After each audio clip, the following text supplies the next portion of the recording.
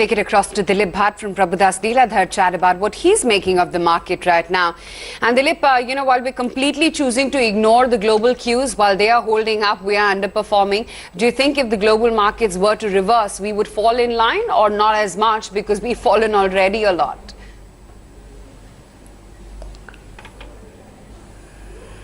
Well, I think sooner or later we have to fall in line with the international markets and more so the US markets. I think that really gives a lot of clues, a lot of hints over there. But surely, as we all know, that we still continue to be very dominantly under the shadow of the fears of a border tensions and the impending elections. So I think that is possibly playing on the minds of the investors at the moment. And I think without any doubt that is also going to cause some volatility for some more time to come. So I think, yes, this sideways movements, this hesitancy and this lack of FI interest will continue for some more time to come, in spite of the fact that both RBI and the government have given good predictions of the GDP growth, and possibly that this budget will also transfer a good amount of purchasing power in the hands of the middle class and the farmers.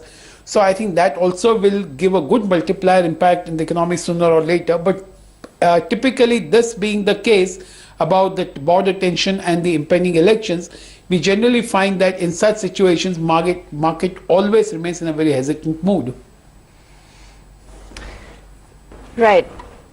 Dilip, while we're sort of seeing this phase in the markets, what is the kind of strategy you'd recommend, let's say, for a retail investor at a time like this? Do you still see value, in certain themes or specific stocks that you'd like to highlight? I mean, where would you advise them to really take a chance, particularly in markets that have been quite volatile?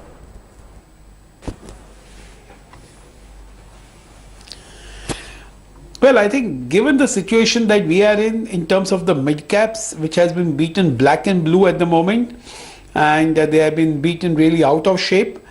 So that continues to be something which will always hold attraction for the retail investors. But I think this is a time when we also have to balance not just the mid cap, but you also have to see the impending events that are going to happen, and also try to play slightly safe, particularly so if you are getting Maruti say 35-40% lower or from its high, or even Mahindra and Mahindra's almost about 35-40% lower from its high. I think it would be time to have a look at some of them, because you're getting some of the good stocks at a very reasonable valuation. So I think stocks like Maruti or M&M, certainly the retail investor has to look at them, because you can't get some of these blue chips so cheap, and considering the fact that maybe 12 to 15 months down the line, things will be a lot more different and in a much more positive way. All right, so still expecting a positive outlook going ahead. We're tracking a couple of stocks today, on the downside, of course, Yes Bank, given the continuing, concerns with regards to the RBI memo and so forth. But we've seen what's happened to the financial pack, whether it's the PSUs, whether it's specific counters like a Yes Bank, and then, of course, the collateral damage we've been seeing across some of the NBFCs. What would be your strategy when it comes to the financial pack? Which parts of it are you still bullish on? Which parts would you stay away from completely?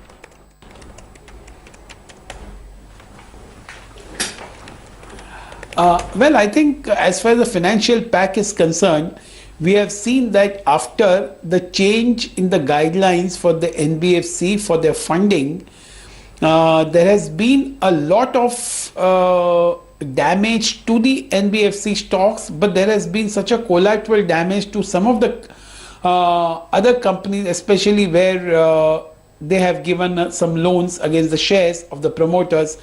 So there has been a lot of collateral damage that we have seen.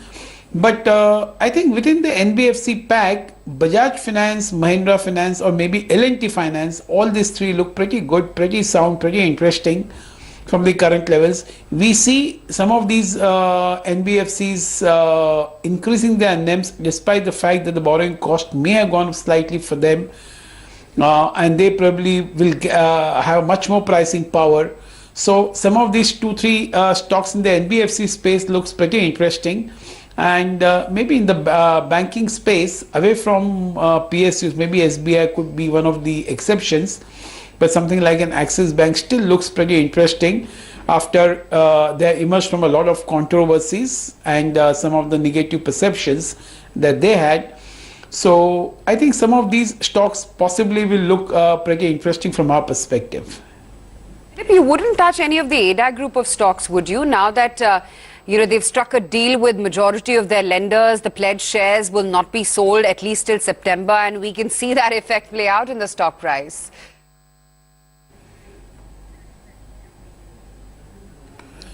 Well, without any doubt, there is a considerable value in Reliance Capital, Reliance Infra, without any doubt. And as a contrarian bet, maybe one can think about them.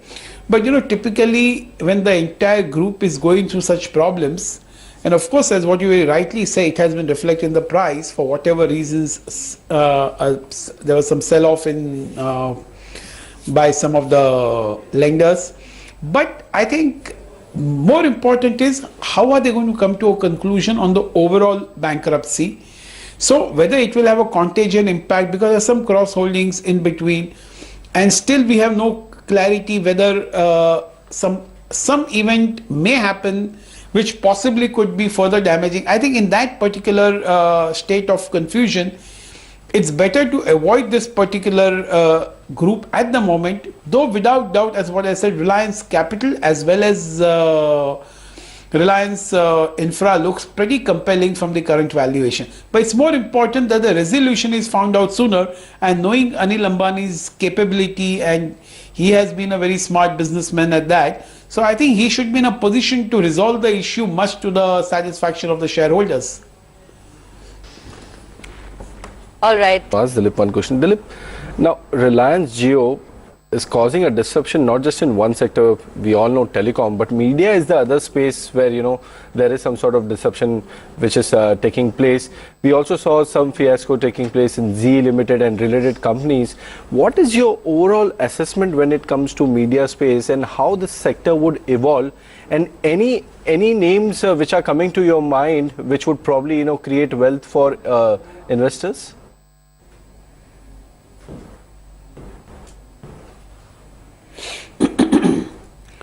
Well, as what you very rightly said, that Jio is causing a lot of disruption everywhere, including telecom and media. But I think Zee got knocked out because of some different reasons, because of the pledged shares.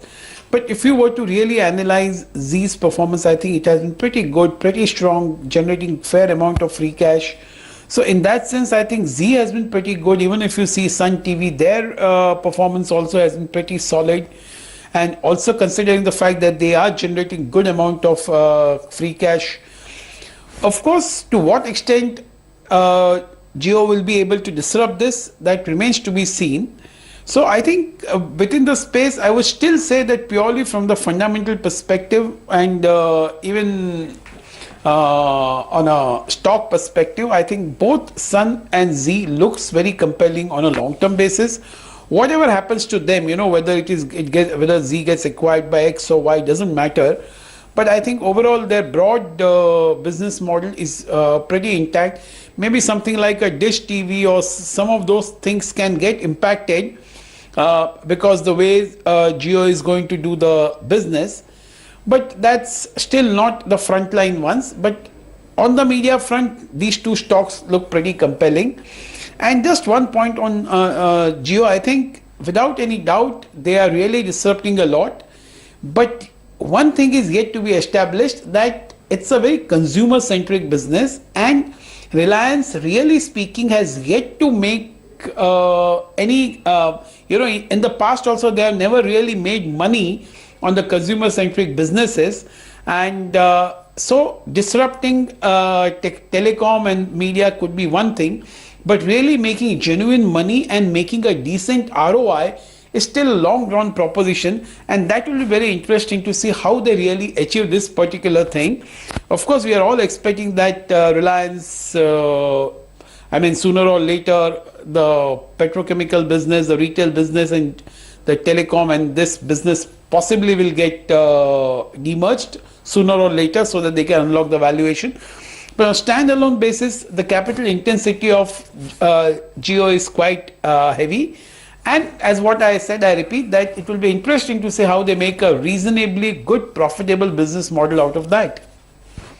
Hey, Dilip, one last question before we let you go. If you had to pick a stock in aviation, would you go with the industry leader like an Interglobe now that, you know, ATF concerns seem to be under control? Or would you go with Jet, wherein now SBI has come to its rescue and it seems like they're going to receive a further fund infusion of about 3,000 crore rupees post the debt rejig and investments by Etihad Airways?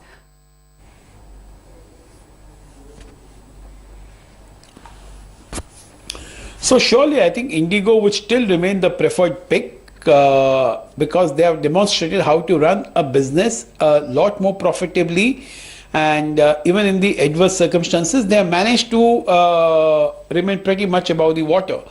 I think Jet, of course, it's a very great news that this restructuring will help them to really survive and soar further. But you know, with this kind of capital infusion and this kind of bloating of equity, I think profitability will take some more time to come in a very reasonable way. So as a relief, one can say that Jet looks pretty good.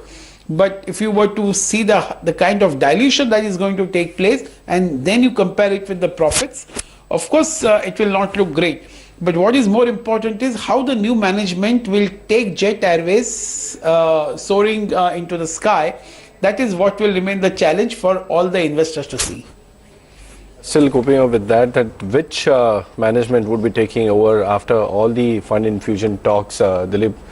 Dilip, thank you so much for joining us and sharing your insight on markets and host of sectors and ideas which we discussed with you. Always a pleasure having you on our channel. Always a pleasure. Thank you so much.